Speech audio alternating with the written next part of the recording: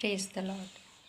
हमारा परमेश्वर सत्य का परमेश्वर है, क्योंकि वो सत्य बोलता है और सत्य के अलावा और वो कुछ नहीं बोलता। परमेश्वर के जो वचन हम पवित्र शास्त्र बाइबल में पढ़ते हैं, उसमें हम उसी सत्य को पढ़ते हैं जो सदा से परमेश्वर ने अपने वचन के द्वारा हम पर सच्चाई को प्रकट किया है। जो सच है, उसी सच को उसने अपने वचन के द्वारा प्रकट किया। यीशु भी अपने संदेशों में अक्सर कहते थे, मैं सच सच कहता हूँ। और वचन में भी हम देखते हैं कि वहाँ लिखा है कि सत्य, मार्ग और जीवन वही है, हमारा परमेश्वर, हमारा यीशु, जो कभी झूठ नहीं बोलता। और इसीलिए उसने हमें भी झूठ से अलग रहने के लिए कहा है, क्योंकि वो सत्य का परमेश्वर है। और उसने आरंभ से ही हम पर अपने सत्य को प्रकट किया। जब परमेश्वर ने सृष्टि का आरंभ किया, तब भी उसने अपने सत्य को प्रकट किया। और उसने आदम से कहा कि इस वर्जित पेड़ के फल को कभी ना खाना, क्योंकि जिस दिन तुम उसे खाओगे उसी दिन मर जाओगे। आरंभ से ही परमेश्वर ने सत्य को प्रकट कर दिया, ताकि हम जान सकें कि सच्चाई क्या है। लेकिन जो शैतान है, वो जानता है कि परमेश्वर ने अपने सत्य को प्रकट कर दिया है, उसने सच्चाई को हम पर प्रकट कर दिया है।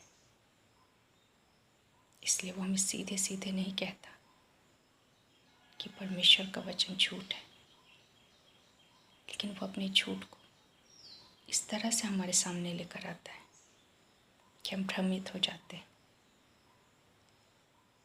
हम परमेश्वर के वचन पर संदेह करने लगते हैं।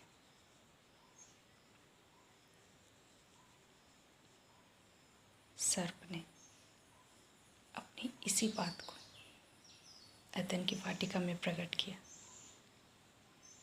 जब उसने हवा से कहा कि तुम ना मरोगे। परमेश्वर की आज्ञा को टालकर तुम नहीं मरोगे। लेकिन हम जानते हैं, जब आदम और हवा ने परमेश्वर की आज्ञा को टाला, परमेश्वर की आज्ञा को तोड़ा, जो काम करने के लिए परमेश्वर ने मना किया, जब उन्होंने वो किया, तो सच में मृत्यु आई। और ये मृत्यु आदम से लेकर मनुष्य जाति में फैल गई। और मृत्यु ने प्रभुता की, क्योंकि परमेश्वर ने अपने वचन में पहले ही कह दिया था कि तुम निश्चय मरोगे यदि तुमने इस आज्ञा को तोड़ा। परमेश्वर जानता है कि हमारे लिए क्या अच्छा और क्या बुरा है, इसीलिए वो हमें पहले ही सावधान करता है।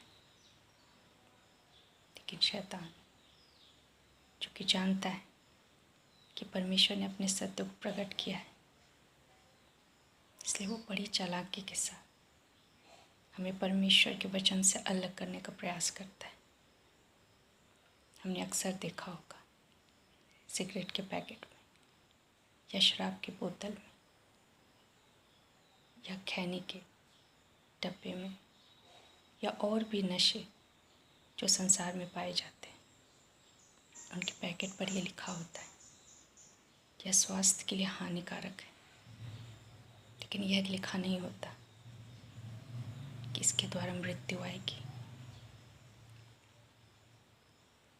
क्योंकि शैतान जानता है कि यदि वो सीधे सीधे कहेगा कि जब तुम परमेश्वर की आज्ञा तोड़ोगे, जब उसकी इच्छा से बाहर जाओगे, उसकी आज्ञाओं को तुम नहीं मानोगे, तो मृत्यु आएगी।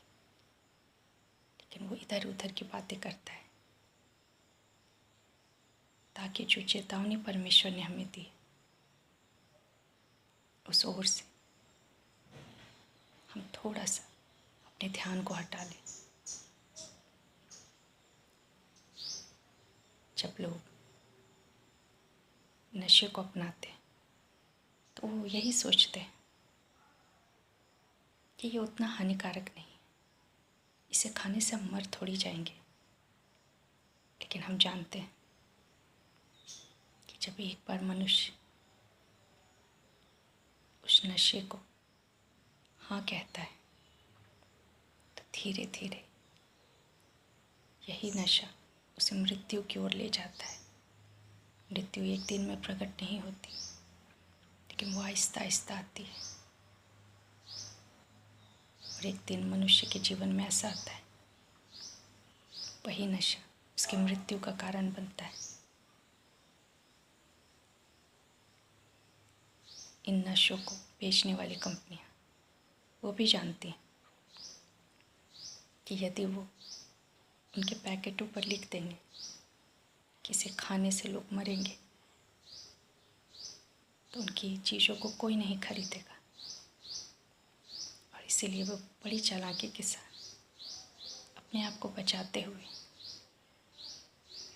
वो ये लिख देते हैं कि आपके लिए, स्वास्थ्य के लिए सिर्फ हानिकारक है, लेकिन मृत्यु की बात वो नहीं करेंगे, क्योंकि ऐसा करने से वो अपने मुनाफे को कमा नहीं पाएंगे। लोग उनकी चीज़ों से दूर भागेंगे। कंपनियों को लोगों के जीवन से कुछ नहीं लेना, उन्हें अपना मुनाफा चाहिए, क्योंकि वो हमारे अपने नहीं हैं। जिस प्रकार से हम शैतान के नहीं, हमारा परमेश्वर जिसने हमें रचा है, जिसने हमें बनाया है, वो हमारी चिंता करता है। उसे फ़र्क पड़ता है हमारी जीने और हमारे मरने से। इसीलिए वो हम पर सच्चा प्रकट करता है, मृत्यु के पास न जाए, ताकि हम ऐसे कामों को ना करें जो हमारे जीवन में मृत्यु लेकर आती है। जब आदम और हवा ने वो वर्जित फल खाया तो वो तुरंत मर नहीं, लेकिन मृत्यु ने जगत में प्रवेश कर लिया। एक रीति से तो हम मर गए, से अलग हो गए, उसके वचन से हम अलग हो गए, हम मृत्यु की ओर बढ़ने लगे। हमारा परमेश्वर जिसने हमें रचा है वो हमारा पिता है। उसे पता है हमारे लिए कौन सी चीज़ अच्छी और भली है और कौन सी चीज़ें हमें मृत्यु की ओर ले जाएंगी। इसीलिए वो कई बातों के लिए हमें मना करता है। लेकिन शैतान वो चालाक है, धूर्त है, धोखा देने वाला, और उसे हमसे कुछ लेना देना नहीं। और इसीलिए वो कई चीज़ों को हमारे जीवन में लेकर आता है, ताकि उसके द्वारा वो परमेश्वर की आज्ञा को हमारे जीवन में तोड़ सके। हमें वो प्रेरित करता है कि हम परमेश्वर की आज्ञा को तोड़ें, क्योंकि वो जानता है हमारा जीवन परमेश्वर की आज्ञा पालन में है। जब हम परमेश्वर की आज्ञाओं को मानते हैं तो हम जीवन के करीब रहते हैं। हम जीवन देने वाले अपने परमेश्वर के करीब रहते हैं। लेकिन जब हम शैतान की बातों को सुनते हैं, उसकी बातों पर विश्वास करते हैं, तो हम धोखा खाते हैं और हम मृत्यु की ओर बढ़ते हैं। परमेश्वर के वचन में लिखा है कि मैंने तुम्हारे सामने जीवन और मृत्यु दोनों रखा है, लेकिन मेरी ये इच्छा है कि तुम जीवन ही को चुन लो। वो हमें पहले ही बताता है कि सही और गलत क्या है, और वो अपनी इच्छा भी बताता है कि उसकी इच्छा है कि हम जीवन को चुनें, उस आज्ञाकारिता को चुनें जो हमें परमेश्वर के नज़दीक रहने में मदद करता है, जो हमें जीवन के नज़दीक रखता है। लेकिन दुष्ट का एक ही काम है, हम जानते हैं इसे हम यूहन्ना की पुस्तक उसका 10 अध्याय और उसका 10 अध्याय में हम पढ़ते हैं कि जो शैतान है वो चोरी करने, नाश करने और घात करने के लिए आता है। उसका काम ही है चुराना हमारे जीवन को, या जो कुछ परमेश्वर ने हमें दिया है उसका काम ही है घात लगाना, धोखा देना और अंत में मार डालना, मृत्यु तक ले जाना। हमारे परमेश्वर जो आज्ञाएं हमें दी वो इसलिए नहीं दी कि वो तोड़ी जाए, लेकिन इसलिए दी है ताकि हम उन आज्ञाओं को मानकर जीवित रहें, अपने परमेश्वर के नज़दीक रहें। कि शैतान की मनसा सिर्फ परमेश्वर की सृष्टि को नाश करने की है। वो यही कहता है कि कोई खास फर्क नहीं पड़ेगा, सभी ऐसा करते हैं, लेकिन परमेश्वर का वचन जिस चीज़ के लिए एक बार मना कर देता है उन चीज़ों से हमें दूर रहना है। परमेश्वर ने जो आज्ञा दी इसलिए दी ताकि हम परमेश्वर के नज़दीक रहें, जीवन के नज़दीक रहें। शैतान और उसके कार्यों से हम दूर रहें।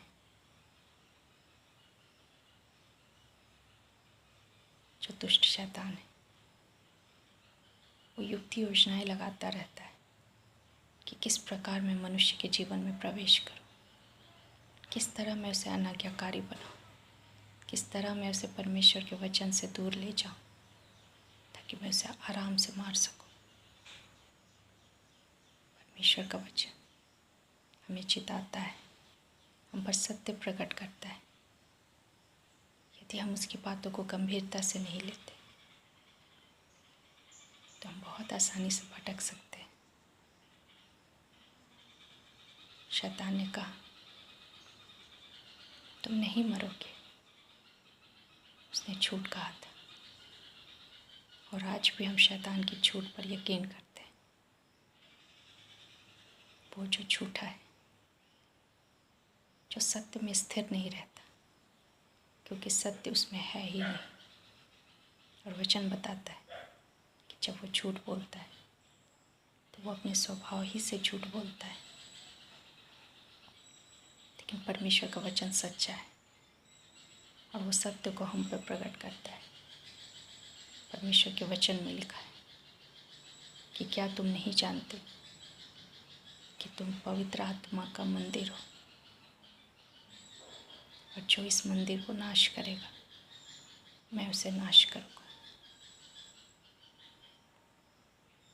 और शैतान जो इस वचन को बहुत अच्छे तरीके से जानता है, उसकी यही कोशिश रहती है कि किस प्रकार से उसके मंदिर को दूषित किया जाए, अशुद्ध किया जाए, ताकि वो नाश किया जाए। हमारे अंदर परमेश्वर की श्वास बसती है, क्योंकि परमेश्वर ने अपना श्वास हमारे अंदर फूंका है। हमारे अंदर परमेश्वर की आत्मा वास करती है, क्योंकि परमेश्वर ने अपनी आत्मा हमें दी है। वो आत्मा, वो श्वास हमारे शरीर में बसती है। परमेश्वर कहता है हर एक प्रकार की अशुद्धता से दूर रहो, मेरे वचन को सुनो और मानो, क्योंकि तुम मेरा मंदिर हो, मैं तुम्हारे अंदर वास करता हूँ। और जब हम इस मंदिर को अशुद्ध करते हैं संसार की गलत चीज़ों से, जब हम उसके मंदिर को अशुद्ध करते हैं गलत विचारों से, तब वचन बताता है कि जब हम उसके बातों को अनदेखा करते हैं तो शैतान को मौका मिलता है उसका यही काम है कि परमेश्वर के मंदिर को नाश किया जाए। हम परमेश्वर के मंदिर, क्योंकि परमेश्वर हमारे अंदर रहता है, उसने अपनी आत्मा, अपनी श्वास हमारे अंदर डाली है, और शैतान उसी मंदिर को नाश करना चाहता है। वो सीधे तौर पर ऐसा कर नहीं सकता, इसलिए वो हमें ऐसी चीज़ों की ओर ले जाता है जो हमें अशुद्ध करते हैं, नशे की ओर, जो हमारे शरीर को, हमारे खून को अशुद्ध करते हैं, व्यभिचार की ओर, क्योंकि जब हम व्यभिचार में पड़ते हैं तो हम अपने ही शरीर के विरोध में पाप करते हैं, क्योंकि यह शरीर परमेश्वर का घर कहा गया है, परमेश्वर का मंदिर कहा गया है, क्योंकि इसमें उसकी आत्मा वास करती है। वो आत्मा जो हमारे अंदर है परमेश्वर ने दी है, और शैतान हमें फुसलाता है कि कोई बड़ी बात नहीं, आज के समय में गलत रिश्ते रखना, अनैतिक संबंध रखना कोई गलत बात नहीं, सारी दुनिया ऐसा करती है, क्योंकि उसका काम ही है नाश करना। वो हमारे जीवनों को ऐसी बातों में उलझाता है जो मृत्यु उत्पन्न करते हैं, लेकिन परमेश्वर की इच्छा है कि हम जीवन को प्राप्त करें। यीशु ने कहा, मैं इसलिए आया हूँ ताकि वो जीवन पाए और बहुतायत से जीवन पाए। जब हम यीशु की बातों को सुनते हैं, उसे मानते हैं, उसकी आज्ञाओं पर चलते हैं, तो हम जीवन को प्राप्त करते हैं, ना सिर्फ इस जीवन में, लेकिन अनंत जीवन में हम प्रवेश करते हैं। वो जीवन जो कभी समाप्त होने का नहीं। परमेश्वर का वचन ही हमारा जीवन है। जब हम उसे अपने अंदर रखते हैं तो हम जीवन को अपने अंदर रखते हैं, और जब हम परमेश्वर के वचन को अपने जीवन से अलग करते हैं तो हम जीवन को भी खुद से अलग करते हैं। परमेश्वर का वचन सत्य है, उसका हर एक वचन, उसकी हर एक आज्ञा हमारी भलाई के लिए दी गई है।